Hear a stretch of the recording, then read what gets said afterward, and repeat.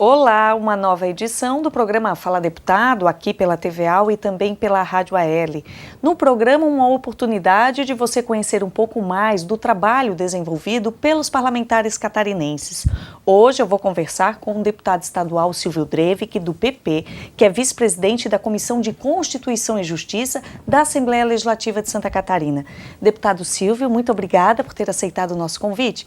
E eu já começo falando de um assunto que o senhor debateu bastante no ano passado, teve muitas reuniões, audiências públicas, em plenário também, que trata-se da questão da telefonia móvel. Uma comissão parlamentar de inquérito foi instaurada, muitas audiências foram realizadas e agora um novo tema ronda essa questão da telefonia móvel, que seria a questão do 4G, que o governo federal estaria já leiloando essa questão. O senhor tem acompanhado o caso, deputado Silvio, qual a sua opinião? O senhor que veio tratando aí com as empresas, também a parte governamental. É verdade. Bom, em primeiro lugar, um resumo do que nós fizemos da CPI da telefonia móvel em Santa Catarina, como aconteceu em outros 17 estados brasileiros. Depois de 7 meses de muito trabalho, todas as terças-feiras, das 17h30 até 20 horas, 22 horas, enfim, até que terminasse. Nós chegamos a um relatório final. Este relatório final concluiu um termo de compromisso, concluiu com um termo de compromisso assinado pelas operadoras, tanto pela TIM, pela Claro, pela Oi, a Vivo, e ali eles assumiram um compromisso de ampliar os serviços de telefonia em Santa Catarina, principalmente no que diz respeito ao sinal, que é um dos grandes problemas, ou seja, não tem sinal, não tem telefone, na verdade é isso que acontece. Então, o que foi vendido de linhas, hoje nós temos aí mais de 260 milhões de linhas vendidas de telefone móvel. No entanto, nós não temos sites, como eles chamam, ou seja, as antenas suficientes para permitir que haja um serviço de qualidade, tanto na cobertura quanto na qualidade das ligações. Entre outras cláusulas nesse termo de compromisso, que foram assinadas pelas empresas e pela Comissão Parlamentar de Inquérito aqui da Assembleia Legislativa, como o mau atendimento, o call center. O call center que não funciona, é líder sério, de reclamações. Bom, de tudo isso resultou que nós chegamos ao final e, depois de assinar esse termo de compromisso, além de ter esse termo de compromisso de ampliar o serviço, o último leilão que teve do 3G, ainda do 3G, a empresa TIM foi a vencedora em Santa Catarina. Então, com o compromisso de instalar aproximadamente 300 antenas este ano, em 2014, atendendo 60% dos municípios catarinenses. Então, isso foi um ganho extraordinário. Infelizmente, ainda não houve nenhuma instalação por conta desse leilão que houve, ou seja, desse compromisso, porque para cada antena que a empresa TIM vai instalar, ela tem que ter uma autorização, ou seja, uma licença da Fátma, do órgão ambiental. Nós tivemos uma audiência com o presidente da Fátma, que se colocou à disposição de dar celeridade nesse processo, de fazer com que os requerimentos fossem aceitos, posteriormente feitas as fiscalizações. Tivemos uma audiência com o governador, inclusive com a operadora, com a direção da operadora, que deu total apoio, mas infelizmente quando chegou a hora de iniciar os requerimentos, os processos de licença, nós tivemos essa paralisação da Fátma e ainda está agora está estacionado, em outras palavras, o que na verdade tem causado até uma certa preocupação para nós, porque a empresa tem compromisso em Santa Catarina, mas também tem no Paraná, tem tem outros Rio de Janeiro, Espírito Santo. E o que acontece? Se não der celeridade em Santa Catarina, eles vão investir no Paraná, vão investir no Rio de Janeiro, no Espírito Santo. E daí Santa Catarina vai ficando para trás. E no Paraná é interessante que lá a licença para instalação das antenas, quem concede é o município, não é o Estado. Então a agilidade, a celeridade é muito maior. Então nós temos que tomar esse cuidado. Mas de qualquer modo foi um ganho que agora nós estamos acompanhando, o que está acontecendo. E antes de entrar no 4G, eu gostaria de falar um pouco também do que nós propusemos na última reunião, no último encontro em Brasília, até respondendo a tua pergunta, se nós estamos acompanhando o que está acontecendo. Sim. Então, na verdade, nós nos reunimos na semana passada em Brasília, os 17 estados, as 17 assembleias legislativas, acompanhando também a proposta dessa nova legislação que está se propondo no Congresso Nacional, na Câmara dos Deputados, no Senado, e também o acompanhamento das assembleias em cada estado, para ver de que forma está se concluindo, se está havendo ajuste de conduta, se está havendo termo de compromisso.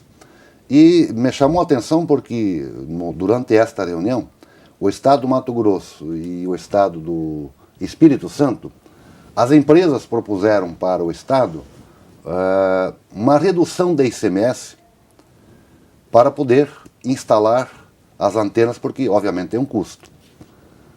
Eu raciocinei um pouco e fiz uma proposta ao inverso, uma proposta até um pouco, se não radical, mas uma proposta, no meu modo de entender, mais do que justa.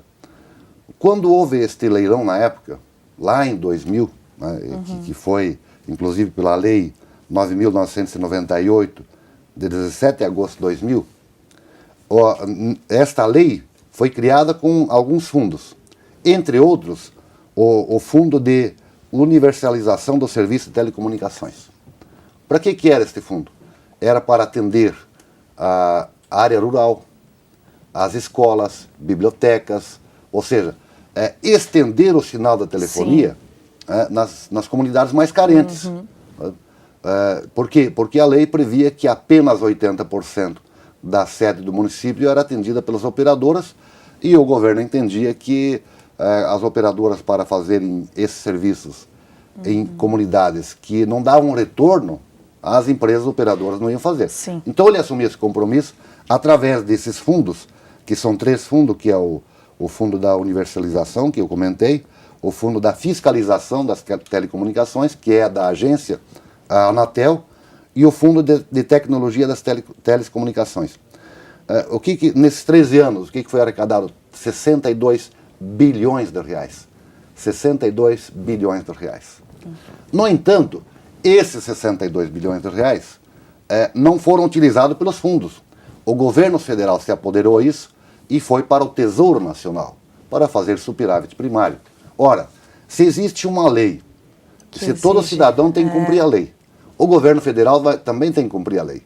Então eu entrei com uma proposta para que a nossa União Nacional dos Legisladores, dos Deputados, através da sua assessoria jurídica, encontrem quem tem legitimidade para entrar com essa ação contra o governo federal, para devolver esse dinheiro aos fundos e fazer o que é de responsabilidade do governo federal. Dele mesmo, exatamente, né, deputado? Então, um assunto polêmico, mas a verdade é que nós temos amparo legal para entrar com essa ação e fazer com que esse dinheiro retorne aos fundos, tanto para fazer o serviço de universalização, como também da Agência Nacional de Telecomunicações, que não tem recursos para fiscalizar, para acompanhar. Não consegue acompanhar nada. Então, lamentavelmente, isso é um prejuízo muito grande para a população e para o usuário em especial. Então, basicamente, foi isso que nós tratamos na última reunião. Em relação ao 4G, deputado, o leilão deve acontecer agora nos próximos dias, né? Bem lembrado, o novo leilão do 4G está previsto para agosto. Para agosto. O que nós já detectamos e como estamos acompanhando pelas CPIs? Lamentavelmente, há um desejo do Ministério da Fazenda em fazer um leilão não estabelecendo metas de cobertura. Isso quer dizer o quê? Faça um leilão apenas vendendo o lote sem esse compromisso das operadoras terem o mínimo de distância de cobertura. Sim. Então, nós vamos entrar novamente no mesmo problema. Então, o Ministério das Comunicações tem outro entendimento, que tem que ter meta de cobertura. Mas o governo federal está voraz por dinheiro, né? Com tudo. Agora estão aumentando aí mais impostos de alguns produtos para cobrir déficit da energia elétrica. mas isso só estou citando como exemplo. Nós já nos manifestamos pelas Assembleias Legislativas, aqui já eu fiz uma moção, foi aprovada por todos os deputados da Assembleia aqui de Santa Catarina, encaminhamos ao Ministério da Fazenda, ao Ministério das Telecomunicações, à Presidência da República, para que não faça esse leilão baseado apenas em, ou seja, faça o leilão apenas para vender só as cotas, a concessão da telefonia, do 4G, mas sim que estabeleça metas de distância, quanto que tem que dar de cobertura. E para se ter uma ideia, se o governo federal fazer um leilão, ou seja, uma concessão do 4G, estabelecendo metas, ou seja, a distância, o governo arrecada 6 bilhões de reais. Se ele não colocar metas de cobertura, vai arrecadar 15 bilhões de reais. Então o negócio é dinheiro, então não é atender a população. É isso que nós lamentamos. E nós estamos acompanhando e vamos ficar atentos em todos os passos do governo federal nesse sentido do leilão. Deputado Silvio, antes da gente encerrar o programa, a questão da energia elétrica é uma preocupação nacional. O senhor também tem debatido isso, também está acompanhando. O senhor acredita que fontes energéticas alternativas poderiam auxiliar o governo federal para que apagões como esses últimos que ocorreram em estados diferentes do Brasil não voltem a ocorrer? Bem lembrado, o Brasil vive uma crise de energia. Nós temos que ter essa consciência de que o Brasil nos últimos 10, 12 anos pouco investiu, quase nada, na matriz energética brasileira. E o nosso Brasil é riquíssimo em energia, principalmente a riqueza natural que oferece com nossos rios. Né? E é o que é uma energia limpa, que é uma energia de menor custo que as demais, é mais barato que o carvão, é mais barato que a termoelétrica e outras. Mas além da hidrelétrica, o Brasil tem alternativas, fontes fantásticas.